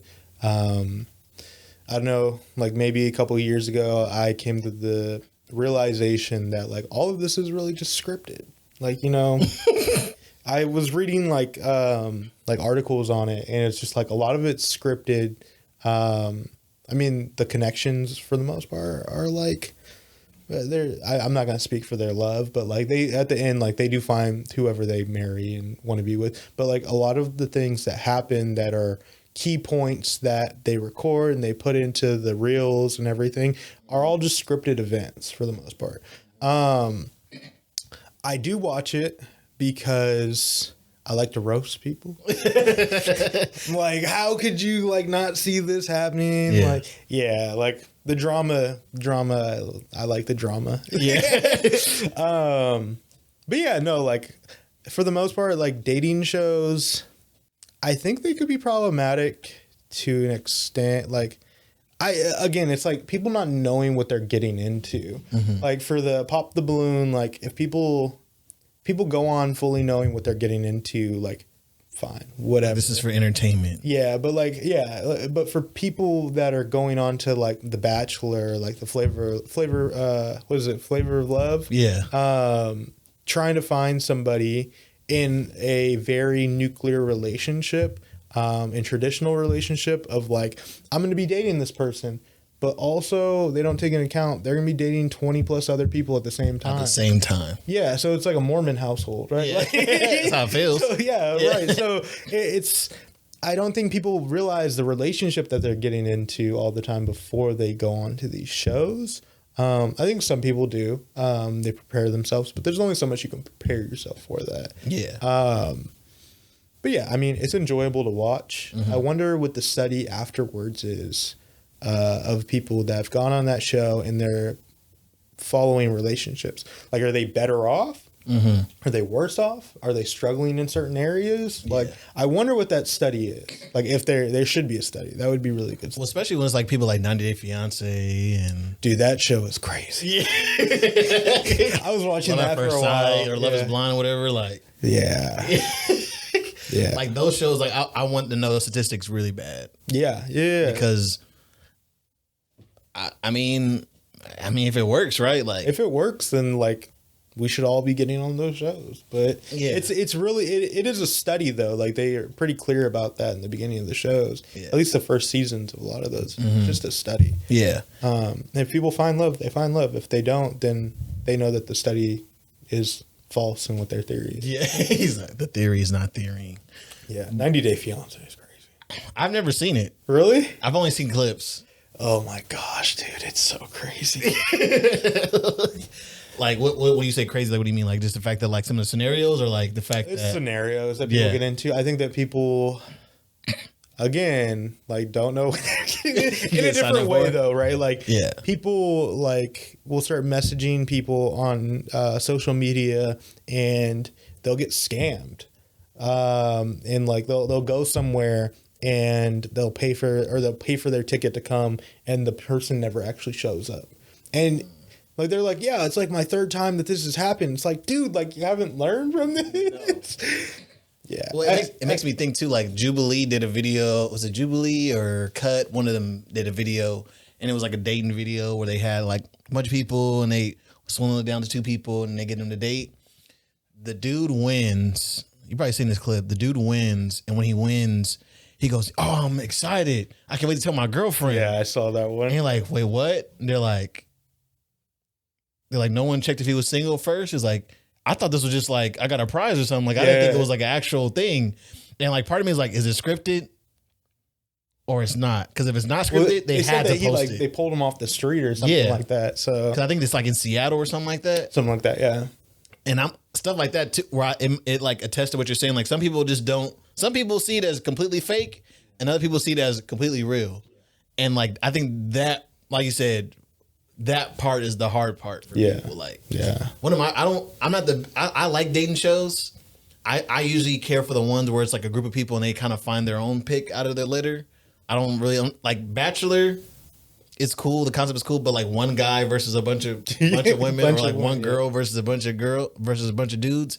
It's kind of a crazy concept to me. Yeah. But when it's like a pile of people, like, yeah, let's see if people connect. Yeah, let's see who connects. And like I like the ones where they're like, okay, like these are their ideal matches, and let's see if they'll actually find each other. Yeah. Most time they don't. They go for the toxic ones that they usually go for, and the drama starts. Yeah, and it's funny too. I've been doing some work about producing, and we'll go a little bit deeper on this.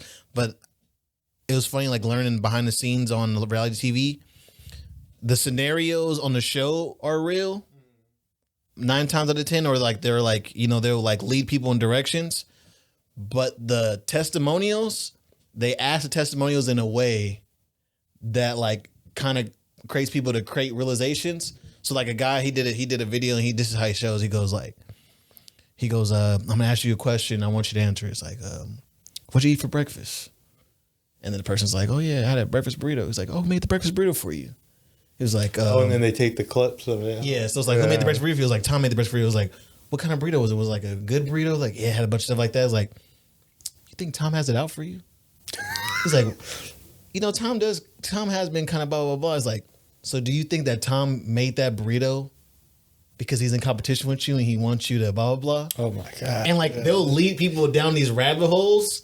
So that way, when they put it in the show, it's like, Wasn't there was a whole show like that was a commentary on these types of shows? I'm trying to remember the name of it. I can't. It was like in 2019 it came out, but it was literally the producers doing that. oh, wow. Yeah. I got to see this show. Yeah. I'll have to find it. Yeah. But it's like when you learn that, it's like, oh, it makes sense. But like some people don't.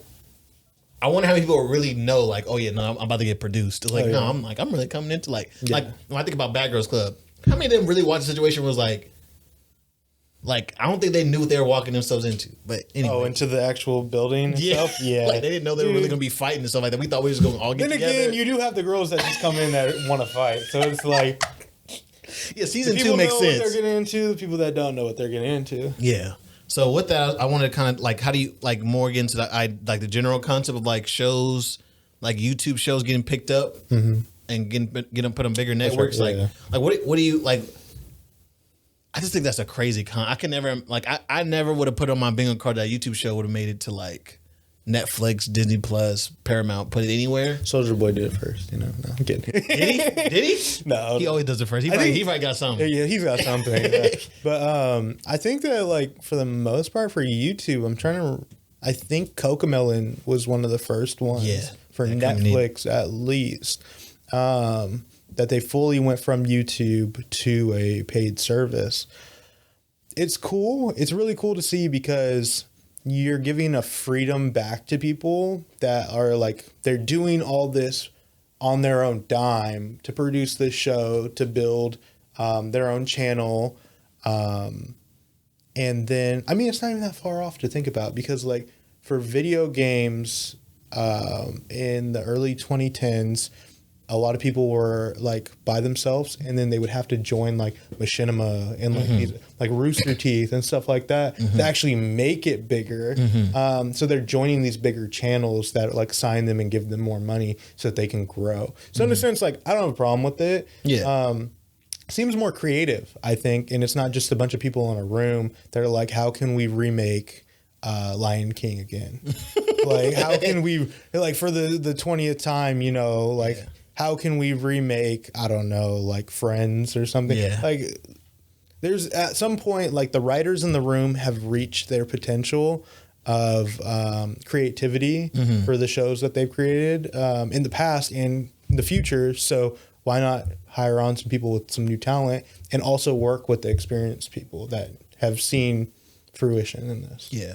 And I think to that too, it's like, it's a very interesting point of like, just like you said, new IPs.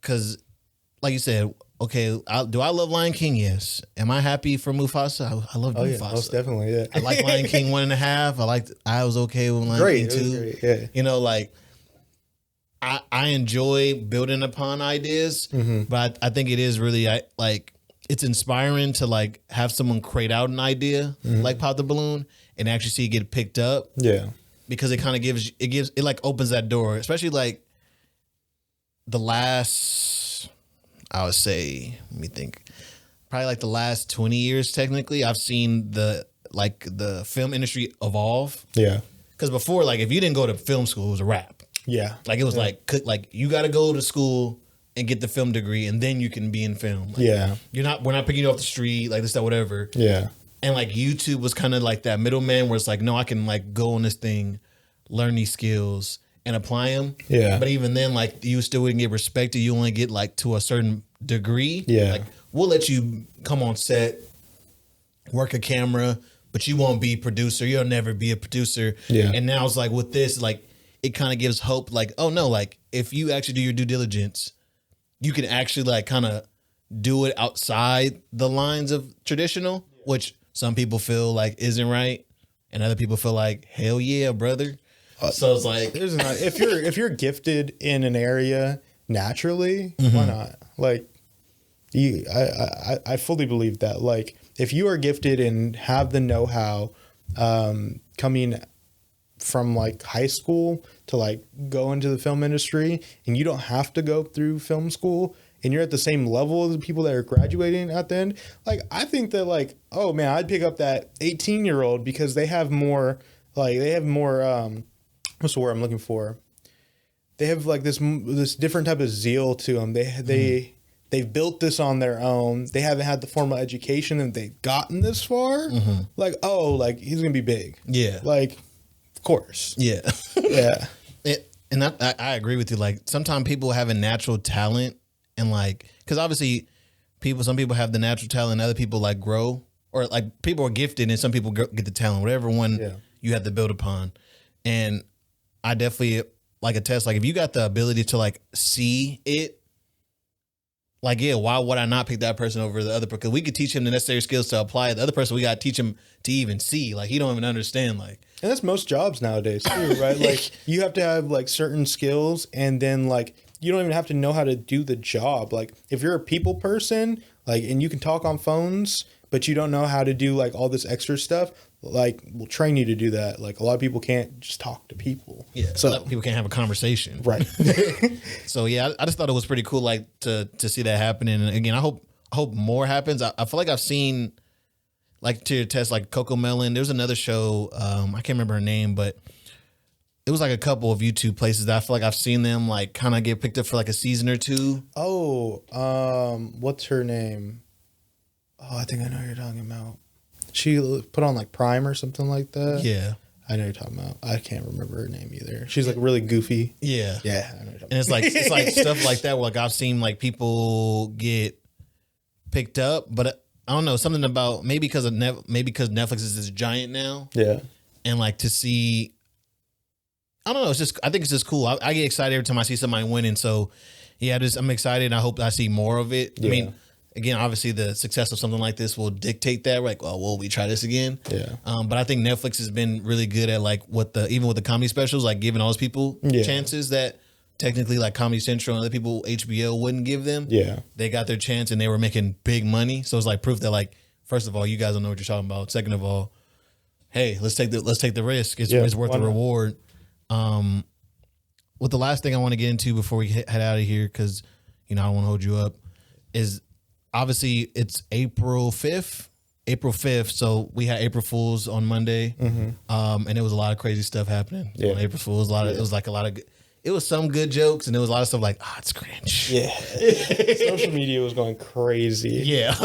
And so like with that, I kind of wanted to go through some of them, and I wanted to like kind of like maybe talk through the lens of like, is this something, a product you would actually want? Or is it something like, but like leave that as an April Fool's joke? Gotcha. Like, kind of think through all these through that lens, and we'll kind of talk through them. We'll kind of go through this kind of quick. We don't have to like sit on them too long.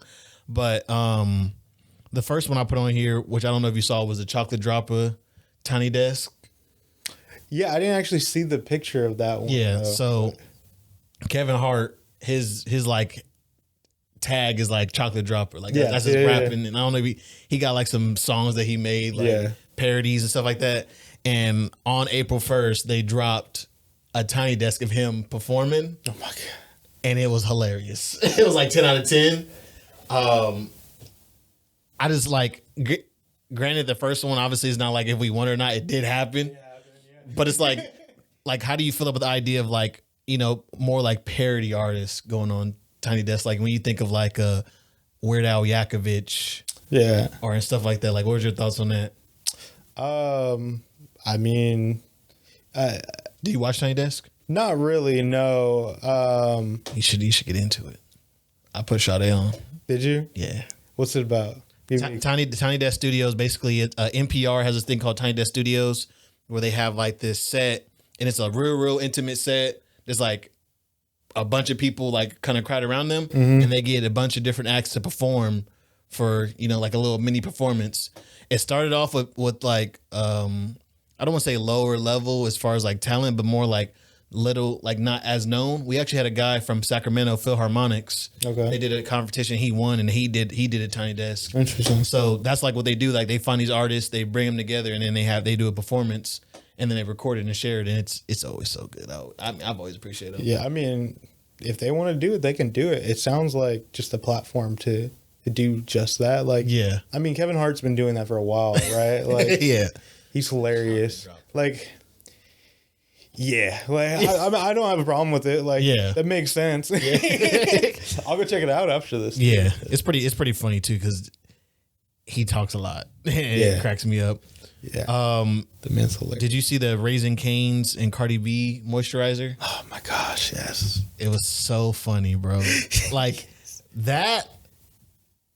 What was your initial thoughts when you saw it? Because I didn't think it was real, but I was like, wow, they really went into production with that. Yeah, my first thought was, man, that's gonna be bland. It's like, actually, it shouldn't taste like much. Oh, yeah, right. Oh gosh, like I just imagine, like that sounds like the 2000s when they would mix a bunch of different random stuff like Mountain Dew and like shampoo and like get the flavor of Mountain Dew and the smell of a shampoo, like just stuff like that. That's what it reminds me like of. Skittle candles. Yeah, stuff like that. Yeah. How do you feel about the concept of like if Khalid came home one day was like, you know what, I got this Cardi B moisturizer. It's organic. It's organic. It's not organic. It smells like Raising Cane's. I'm good. Every time I see Raising Cane sauce, I don't know why, but I always think of the pink sauce girl. Yeah, I definitely remember that. Yeah, and like how it went great. Like it was like not healthy. No, she was using reused ketchup bottles, and she's trying to get out the mud. Like Raising Cane's by itself, I'm just like, I don't really like it. Like, I'm good. Yeah. So like, coming out with a moisturizer would be wild. Yeah. Do you think people will buy it? No, maybe if they're super big fans of like Cardi B, but it's like buying like chapstick that's Starburst flavored. Ugh. Like it seems like something kids would use, you know? It seems like you're gonna eat it. Like, why would you want to get something that you'd be tempted to eat? Yeah, no. Yeah. Or mix up, like like if they sold Raising Cane, I don't know if they do, maybe they do, but like the sauce, like I wonder if people would just put it in their fridge. Like, does it need to stay in the fridge? And it looks like it. Okay, the next one, Dr. Pepper Tic Tacs. So the picture is Tic Tac container and Dr. Pepper is like the actual cans. And if it was the actual cans like that and they were like edible, yes. Yeah? That'd be pretty sick. Are you a fan of Dr. Pepper? I do like Dr. Pepper. I don't have a problem with Dr. Pepper. Yeah. Yeah, I mean, I would buy it. I would just for one time, like for the one time. Yeah, like a limited Let me time. try it. Yeah. Why not? I saw them. I love Dr. Pepper. I'm not the biggest soda drinker technically, but I do like how strong Dr. Pepper can be sometimes. Yeah. But I don't know, man. If it makes your breath smell like Dr. Pepper, like very strongly, no. Yeah. I'm good. But like if it's because like Tic Tac has flavors and stuff like that, you know, why not? I'll try it. I think it's one of those things I will try use it on a daily basis. I just feel like when I look at this, I think about those jelly bean ones that had like the nasty flavors and the good flavors. It's like giving like, is it the Harry Potter ones? Yeah, the one where you like push it. Yeah. I feel like it's gonna give that energy. Like, oh, this is not like this is bad. Yeah, or like Pez. Yeah, Pez should be. I don't know, man. I love the little cap though. The caps are cool. Like, Yeah. I think that's the only reason they make them is for the collection. No, I'm not eating that candy. So there's this one right here by a company called Protein Works. It was protein champagne. I did not see this on social media until I saw, like, when you showed me it. Yeah. I was dying. Bro. I was dying. Non-alcoholic champagne that offers 20 grams of protein in each glass. So it's a protein not so shake? Yeah, it's like a protein champagne. So that way, Imagine you're in the club and you're like, I need to get my protein levels up. You pop the champagne bottle and you're like, yo, I want some protein. you know what I mean? But some guy made a good point. He said 20 grams of protein in each glass, that would not be like liquid. It would be like thick. Think about how like Soylent. It's all slushy. Oh, nah. Would you? It's like alien food, dude. Yeah, like, exactly. Like when I saw this one, I was like, please don't ever make this. Like the concept sounds cute, but I feel like, and not to mention, what would the taste like? Nah, that's a pass. But I like the name though. I think it was cool like Dom Proteinion. Yeah. Dom Proteinion. That sounds fire. Now, this is my favorite one right here. The pepper milk by Khalifa. How do you feel about this? It says Tabasco on it, bro. Yeah, it's Tabasco flavor. It only has Tabasco, water, and sea salt, I feel like and it's dairy free. that's something Kalia would try. Yeah, Try it once. You know, I hope they never sell this, but I think I'll try it once. It's given a collaboration with. Go ahead. Oh, it looks like it's just like a Bloody Mary on the side of it, though, right? Yeah, on the side. I said, I don't like that. Like, yeah, it's just something about the Tabasco, water, and sea salt. That just sounds horrible. It's like eating like overly salted pasta water, and it's like because Tabasco's pretty spicy. Yeah, it enhances the flavor of whatever it's on. Yeah, so like. You're drinking the sea salt, man. Not to mention, like, what context would you even use these in? Like a Bloody Mary, maybe, or like it's supposed to be like a milk in a way, not because it's peppermint milk. Yeah, that's pepper milk. That sounds like something British people would drink. Oh, hey, we seen the beans and toast, man. Oh my gosh! Don't get me started. All right, this is a crazy one. The Olipop Hidden Valley collab. Oh no. So they have, and I'm gonna put these on the screen for people who are watching the video. But basically, Olipop posted some posts of them like collaborating with Hidden Valley. So they have a ranch flavor, garlic ranch, jalapeno ranch, and a hot honey ranch. And I'm not gonna lie, I'll try it. You know what I'm saying? Like the hot honey ranch. If it came in like a pack of like the 4, yeah, and it was just for like seasonal or something, yeah, I would try it. Yeah, and I feel like as long as it's not overbearing, like it's like a hint, I'm not gonna be mad at it. Imagine it being like pure ranch that's just sparkled. The ranch flavor. It's water flavored ranch. Yeah. Nah, that sounds crazy. Okay, this is actually a real one. Fun fact. Which one's this? This is the Pickleback Rebels at Dutch Bros. We already talked about not liking pickles. Yeah, no, I'm good, man. Yeah, so they have a Rebel that has the pickle juice, and guess what? They still have them. I mean, if your Dutch Bros still has supplies, because till supplies last. But I had one of my coworkers came in the next day after April Fools, and they had something on their desk. I'm like, that better not be what I think it is. He's like, what do you think it is? I'm like, that better not be the Pickleback Rebel. He's like, it is. I said, oh, you are a sick man. That's nasty. He said it's not that bad. I said, So the only thing pickle that I will eat is like the pickle potato chips. Like oh, those are good. yeah, those actually hit. You talking about like the kettle ones? Yes. Yes. Those ones- pepperoncinis? Yeah. Those ones are good. But, like a pickle drink in general. He claimed there's only a splash of the pickle juice in it. And I'll say because I looked through the list, one of the other ones is real too in there. Yeah. I tried it last night. Did you? Yeah. Oh, I'm excited. I'm excited to hear about I wonder if it's the next one. No, it's I know which one you're talking about. Yeah, I'm yeah. excited. This one was a true prank, and it was nerd fried chicken. Nerds had did a thing where they had nerd glazed chicken tenders and like gummy chicken sandwiches. Would you try it? A nerd glazed chicken tender? I'm good, bro. You know, like it's the biting into chicken, expecting to get chicken, and then like crunching down on some hard nerd rocks. Like Nerd dust.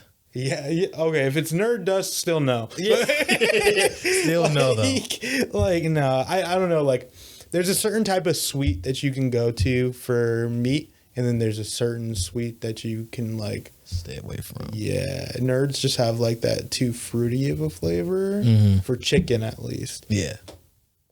And it's not, I guess it's not even like fruity. I guess I don't know what to call that because like you could put pineapple with chicken and like it's still good, right? Yeah. Like, but nerds like no, I think it's just candy. Yeah. It's literally just candy. Even what if it was like nerd dusted? Like come like you see when people they like put the Parmesan.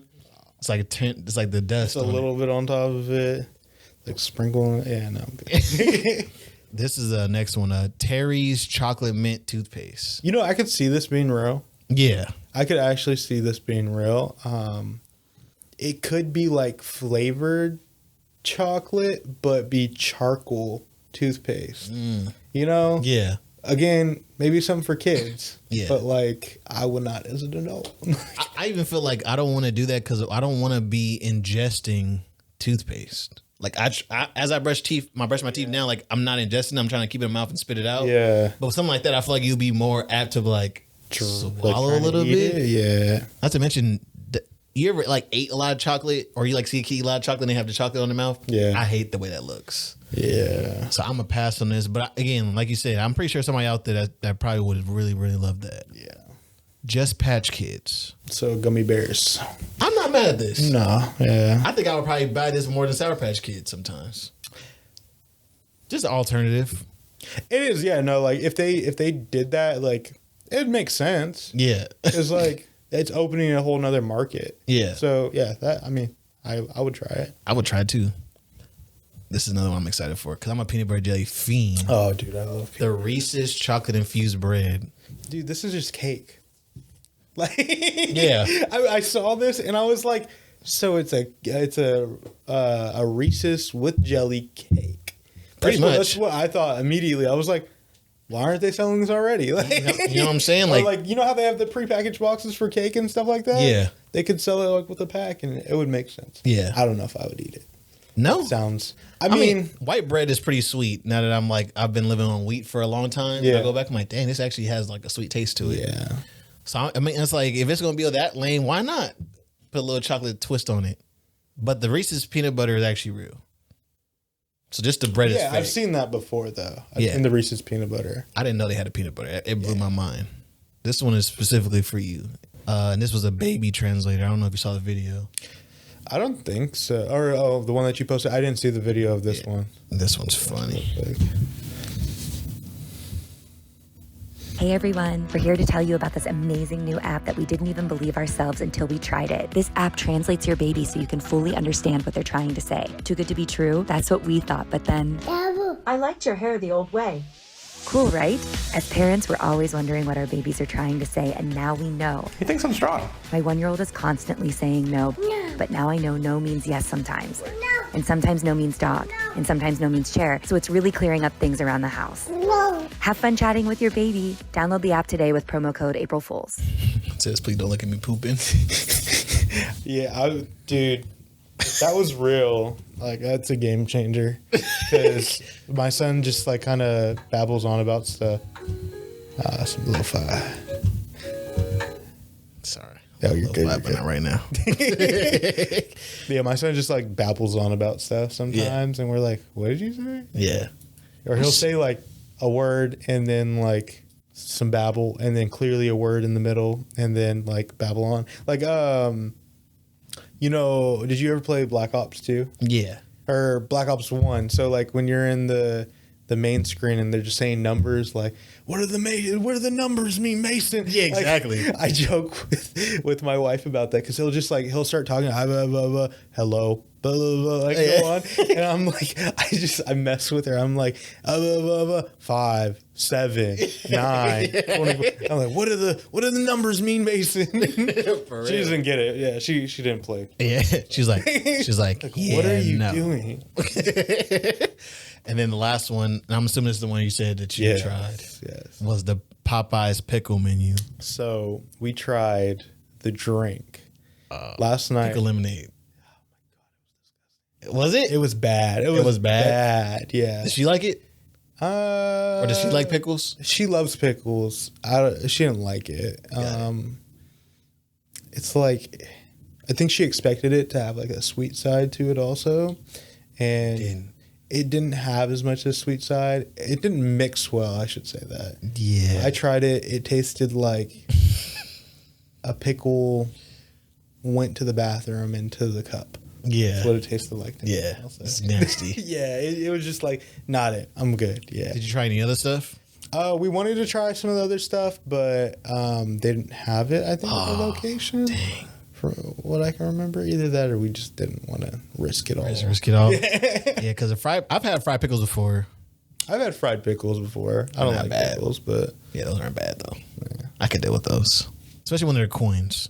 the small ones, yeah. The spears, crazy. That's crazy work. Crunching into one of those. Yeah. And the burger, I mean, Chick-fil-A supposedly marinates their chicken sandwiches in pickle juice. Really? Yeah. I did not know that. So with the chicken sandwich, I could probably do with that. Yeah. With the glaze of like the pickle or whatever, as long as it's not super strong, like it makes sense. Like a little hint. Like I imagine it being like dill in a way. So It makes sense. yeah, Interesting. yeah. And that was all. That was all of them. Nice. Was there any ones that you might have saw that you didn't see on this list? I think the big one was the ranch one that we saw. Yeah. Because everybody thought it was real, and they were like, "Why? Yeah. Why would you make a ranch flavor?" It's like, well, there's ranch flavored Doritos and like, ranch flavored not so hot Cheetos, just Cheetos. You know what I'm saying? Imagine eating some wings with a little side of ranch. Yeah. Ranch Olipop. Yeah. It's a difference. It's a big difference. Yeah, there's a big difference. But that's pretty much everything that we had on the docket. There was some things we didn't touch on, but just for the sake of time, I didn't want to. Yeah. Yeah. Was there anything else that you may want to touch on that I didn't bring up? Not that I can think of off the top of my head. No. For time's sake and everything. Yeah. No problem. Yeah. But all right, that was pretty much it. Again, appreciate you, Devin, as always, for coming on here. We're probably gonna do it again. For sure. I'm looking to this year. I'm looking to just bring on a lot more guests, have more conversations, kind of make it like talk about some of the topics going on. Yeah. I feel like, especially like with the Marvin Sapp one, obviously more about religious things like in that sense. So trying to find more people who are like specialized in different things. Yeah. So that we can have more in depth conversations. So, but yeah, thank you again for coming on. Again, congratulations on the 1-year-old baby. Yeah, thank you. That's so cool. Yeah, thank you for having me. Yeah. Oh, no, fun. 100%. Yeah. 100%. Yeah. Thank you guys again for watching the Special Friends podcast. If you haven't already, do me a favor, like, comment, subscribe. If you listen to the audio version, thank you guys as always. I'm trying to grow that platform. So if you're watching the video version, if you could do me a favor, hit the link in the description and follow that. I'll love you forever. Thank you guys again. I'll catch you on the next one. You're my special friend.